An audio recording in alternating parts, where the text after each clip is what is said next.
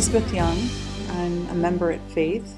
I'm a licensed clinical psychologist, and today we're going to talk about anxiety and fear and depression in time of pandemic and quarantine.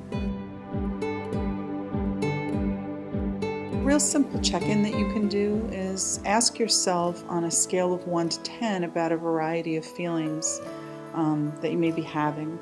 Accept that a wide range of feelings is normal, even if you don't understand them in the moment.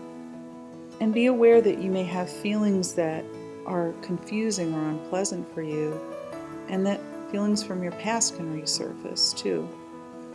Feelings of fear and dread are common and they can cycle, and this can be more prevalent if you have a history of anxiety or depression or trauma, period of isolation, or being deprived in any way. You can also pray about these things. As Christians, we know that God already knows and accepts all of your feelings, whatever they may be. Studies have shown there are 3 types of coping that tend to be helpful for people in these kinds of situations.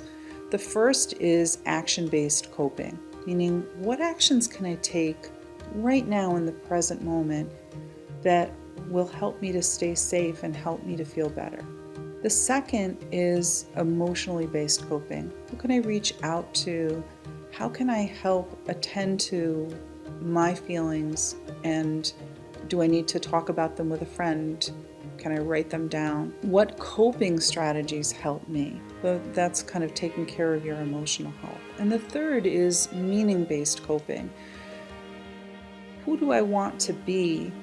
And how can I grow during this? How can I make meaning out of this situation? What does God want me to do in this situation? How would God have me coping? Embrace the fact that we're in a situation that is unprecedented, bizarre, scary, full of loss, and very depriving. Remember that no one expects global pandemic to be in your set of skills. In this situation, can you see different facets of it? What good might come out of it? Is it spending time with family, taking a break, getting things done, being with God, the benefits to the environment? So there is a technology that most of us are using, video chat, to connect with each other, and it's really helpful because we can see each other and we're so desirous of seeing each other that it's a really wonderful technology. However, the way that we were made is for being with each other, sensing and feeling each other, and touching each other. And when we just have an image on the screen, it creates a dissonance that can be really disturbing and exhausting to us. It's sort of like we're together, but we're not together. When we only have a voice or an image, it's sort of a weird reminder of what we're missing. And what we're missing is a lot. So we can't pretend that meeting online or on Zoom is really a substitute. It's not. But technology is a vehicle, and we have to decide if using that vehicle is better than not being connected at all.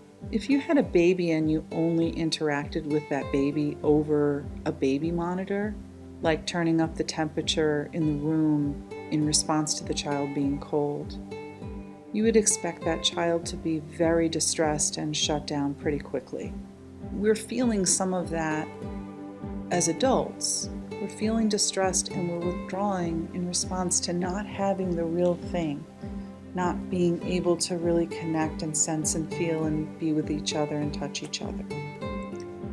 Adults wouldn't disintegrate in the same way that the baby does because we have words to describe our experience. We have self-awareness. We can ask for help. We can support each other. When we can't express our love for one another in actions, we need to use words. And focusing on the words that you use may be a really good way to help mediate the space that's between us right now. That is why we shouldn't avoid doing the Zoom or phone altogether, because we can offer that kind of support to each other, and that is sustaining.